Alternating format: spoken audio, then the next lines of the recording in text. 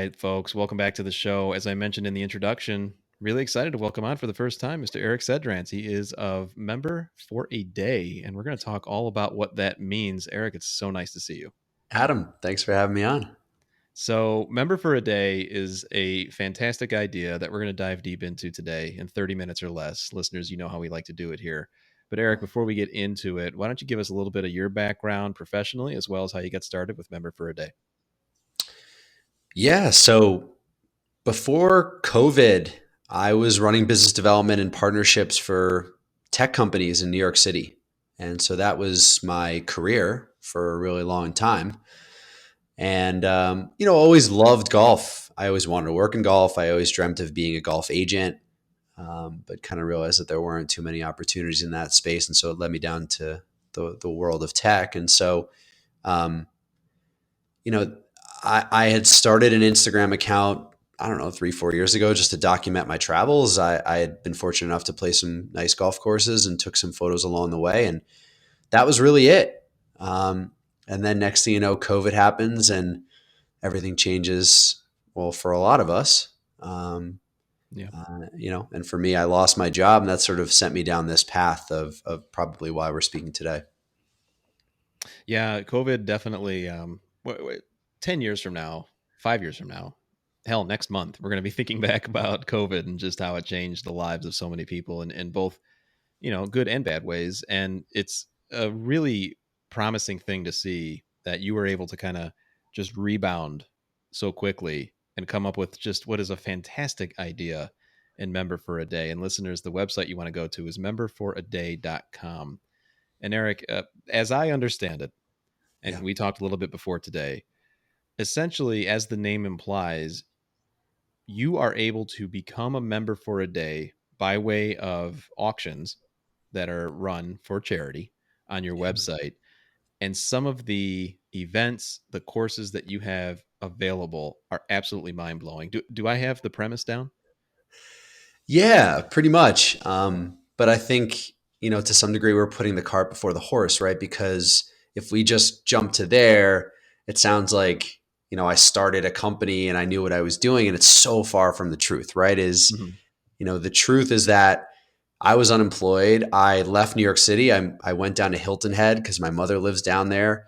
And I just started feeling really guilty because here I was playing golf and going to the beach, and figured that I could do something to give back to those less fortunate. And so I just launched a charity COVID auction back in May of 2020, just to help others. I mean, that was like all I did. It was something because I was unemployed. I needed something to do, and I wanted to help others.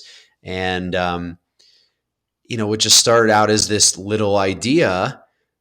I was hoping to maybe raise 10 grand. I raised over $100,000 in a week. Oh, wow. And which equated to 10,000 meals for hospital frontline workers purchased at local restaurants, mainly in New York City. And everything that happened from there was just so organic. And I can't stress this enough. And so I never set out. I had no visions beyond that. It was, I want to raise some money. I want to help some people. And that's it. Mm-hmm. Well, and I'm glad you went down that path too, because the backstory, what we like to talk about here on the show is really just like the thought process that went behind what eventually became whatever it is that we're talking about. In this case, Member for a Day started as you put it, an idea where you wanted to help others at one of the most ridiculous, putting it lightly, but not overstating it by any means, times in anyone's life. And I have to give you props there, Eric, because I mean, that moment, I would imagine when you're playing golf, when you're on a beach, like you said, and you had that moment where you thought of others. I'm not trying to blow smoke here, my friend, but that's not a quality that a lot of people possess.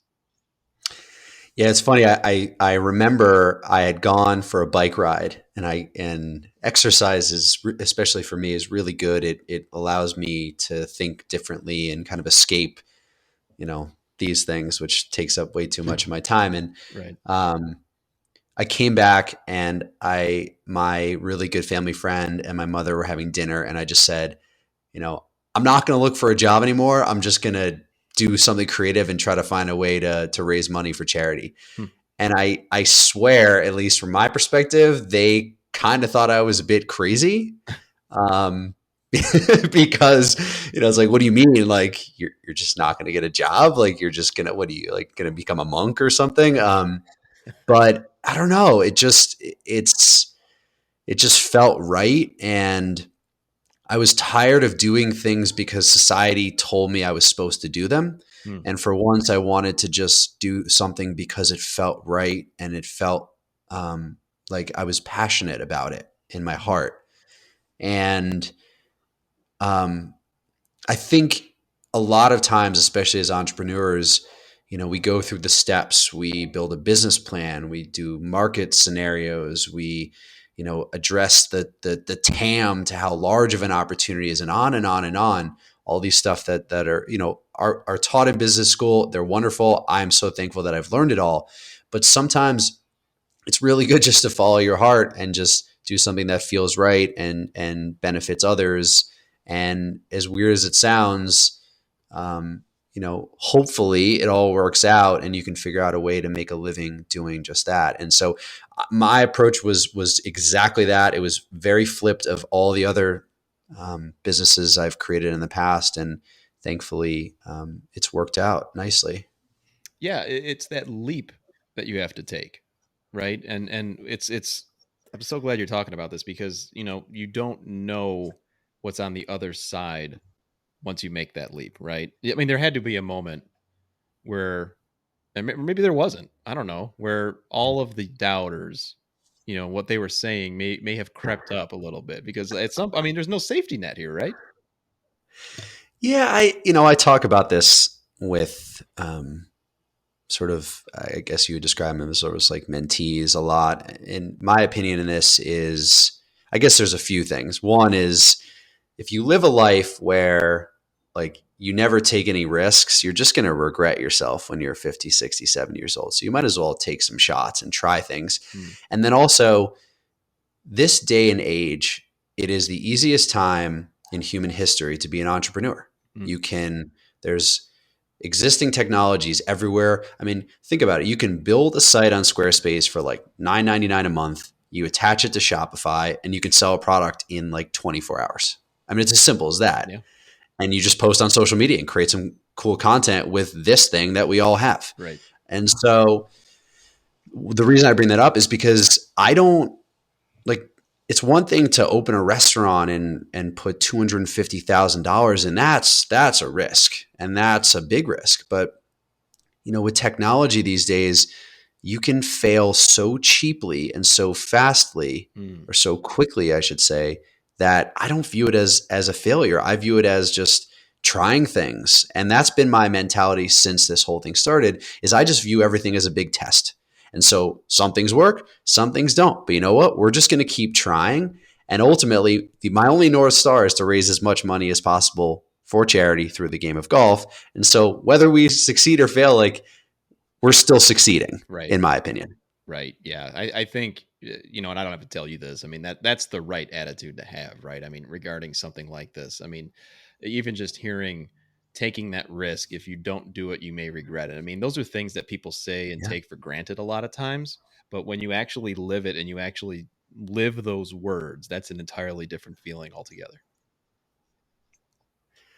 Yeah. And I can just tell you that the past 9 months since I've been focusing on this full time, I don't feel like I'm working. I mean, I'm having conversations with,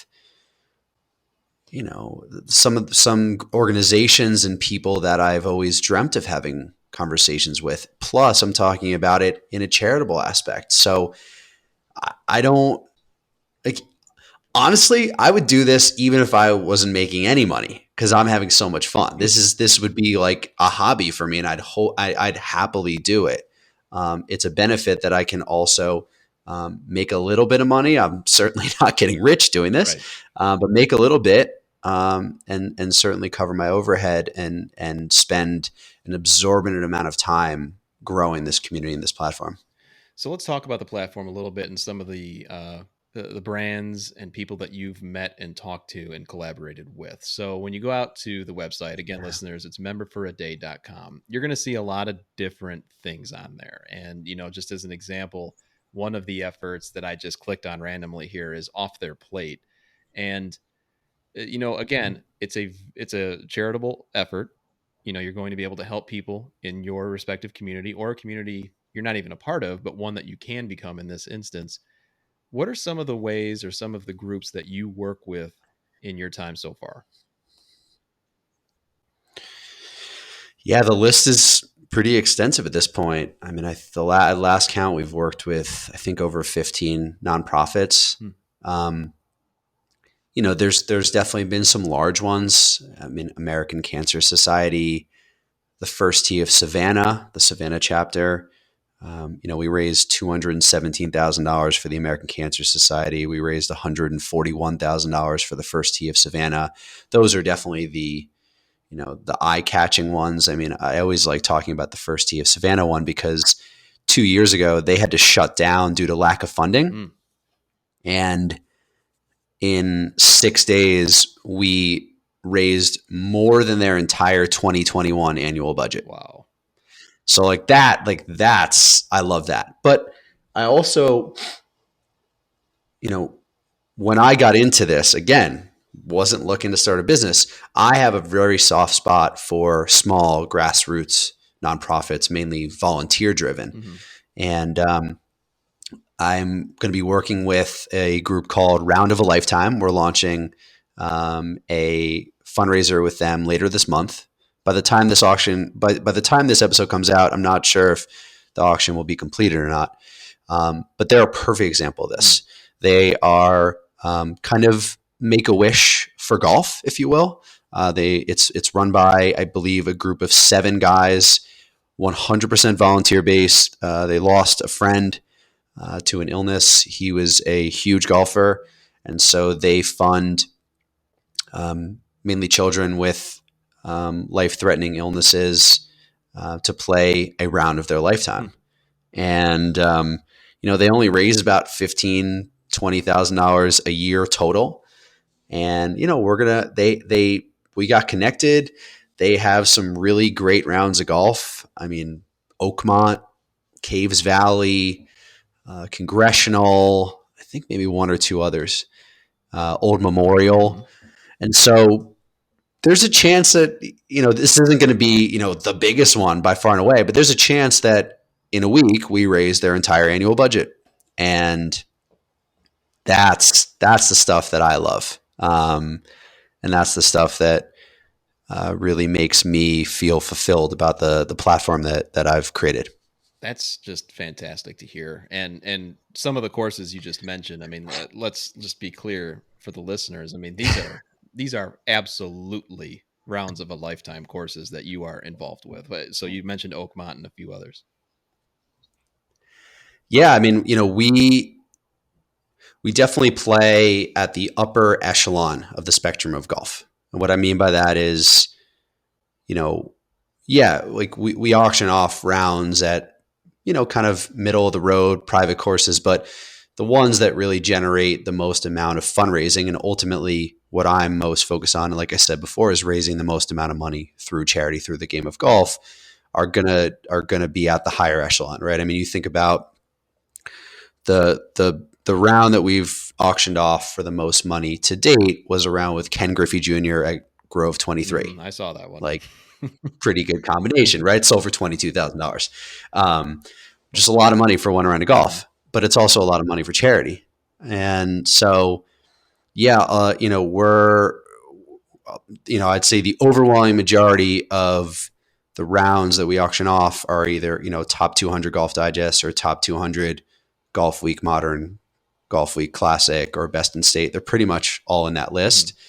And I mean, obviously, if any of your listeners are interested in playing those kind of courses, I'd like, for them to think that Member for Day is sort of synonymous with allowing them the chance to have those sort of round of a lifetimes, all the while supporting amazing charities. And that onus is on me and my team to make sure that we are only working with the best nonprofits, the ones that have the highest ratings on GuideStar and Charity Navigator, and we really take that onus seriously because that's really important to us as well.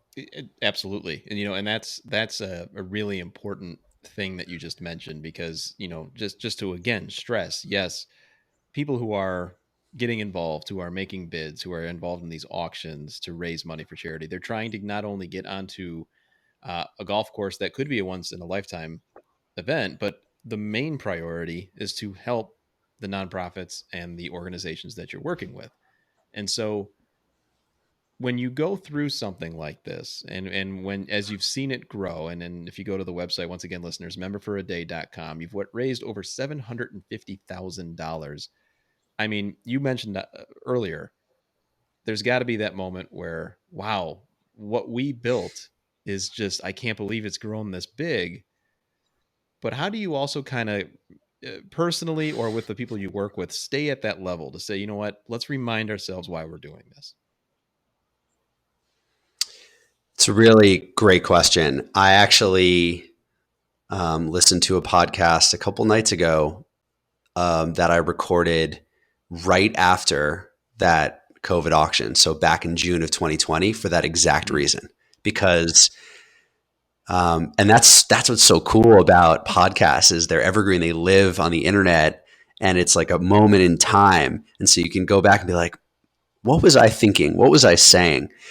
So I'm conscious about that all the time. I think, where we're really focused on, if you think about going forward, is it's my opinion that, listen, raising a lot of money for charity is super important. It's the lifeblood of nonprofits. It's priority number one. But my opinion is that in the charitable fundraising space, there's not as much transparency as I'd like to see. And what I'm really focused on going forward is creating really compelling content showing the impact of where that money is going, right? Because it's one thing to raise $100,000 for an organization. It's another thing to say, hey, remember that $100,000 that you all helped raise? It went to, this well in Africa, and, now these 3,000 people have fresh water. And so that's really where my mind goes. If you think about where we're going, and it all comes down to that, my North Star of being focused on raising the money. And I think ultimately that's what my audience wants to see, is that this money's not just like going into some bank account and it's paying salaries. Like, it's really going to make the world a better place. So we're really focused on that. It's good to have those moments as well where you kind of remind yourself, like you mentioned, it could just be listening to a podcast. It could be just, reading a road sign, for crying out loud. The follow-up that you receive from the organizations that you help, do you stay in touch pretty regularly? Yeah, I do. And it's cool because then I get updates on what they're doing with the money that we raised. One of the organizations is called the Hart Brothers, pretty moderately sized Boston-based organization that helps heart failure patients, not only dealing with the cost during, but also then ongoing afterwards.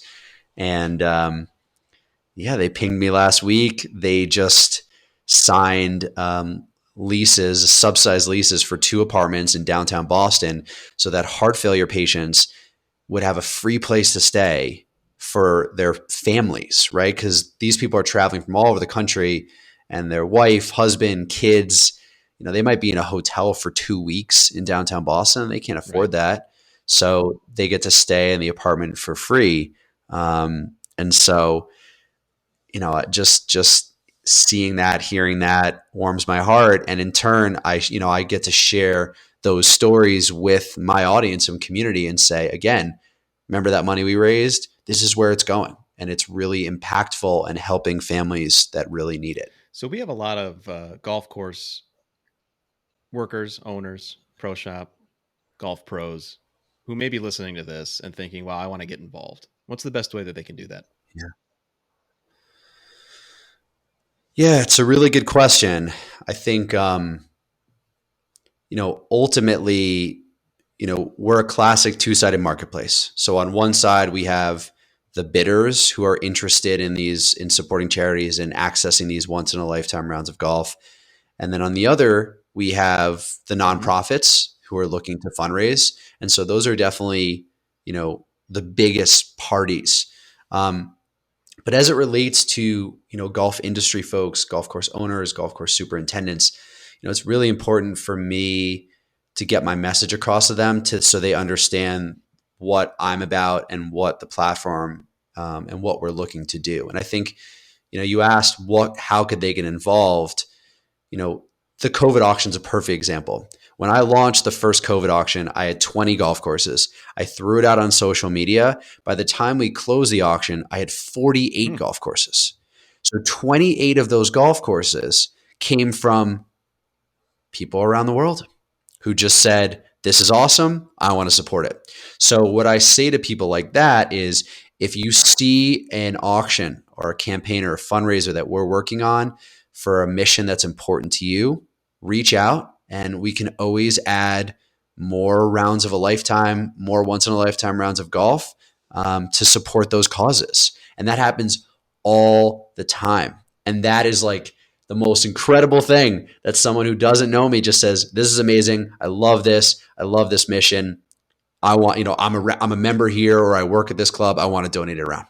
Great. Awesome. And listeners, so a call out to you specifically, folks. I mean, you're hearing this. Eric and his team have created just something that is not only going to make the difference in someone's life, and many people's, by the way, in a very real way. It's also a great way to give back. And I know that a lot of people like to do that. I know for the exact reasons that you just outlined, people might have, hey, let's get involved. I'm at this course. I am part of this nonprofit. Like you said, those two areas, they can meld together very nicely in Member for a Day. And once again, the website is memberforaday.com. And so, Eric, we're right up against the clock here, and I know that we're going to be keeping in touch a little bit more. What would you say is a parting thought for our listeners, whether it be something that you want to get out, a challenge that you're working on right now? Basically, I'll leave it open to you. Yeah, I think the message that I'd like to share is that I think for a lot of my life, I thought of business and life as black and white, as two separate parts. And it wasn't until I started doing something that I was really passionate about did I start to say, no, it's just gray. It's all the same. And what I mean by that is that, Adam, if you met me at a sporting event, if you met me at a gala, if you met me on a basketball court, at a golf course, I'm the same person. And that's because I no longer think of Member for a Day and my work as any different than anything else I do in life. It's just another part of my life. I go to the grocery store, I clean my apartment, I work on Member for a Day. It's just part of the equation. And that has been such a freeing feeling, because now I just like I said before, I don't dread work. I love doing this kind of stuff. And I think that's been a really important learning lesson for me, and one that I hope others will be able to get there at some point in their lives. Yeah, I gotta say, the happiness. I hope this isn't too deep, but the happiness just kind of exudes off you when you talk about this stuff. I could see what you're saying. I can see it in you. And I got to tell you, that's pretty inspiring. Thanks. I Once appreciate again, listeners, that. that's Mr. Eric Sedransk. He is the founder of of memberforaday.com. Go out there right now, folks. Listen, we talked a lot about a lot of different things in this episode, Eric and I, and I think, at least for me, a few of the things he just mentioned really struck a chord. You can make a difference. You can get involved. You can help people in a very real way. We're not talking about, just one-time things here. We're talking about making a contribution to society in a way that's really going to help a lot of people. And memberforaday.com is just one of those ways, but a really darn good one. Eric, I really appreciate you coming on to share your story today. Absolutely, Adam. Thanks for having me. I appreciate it.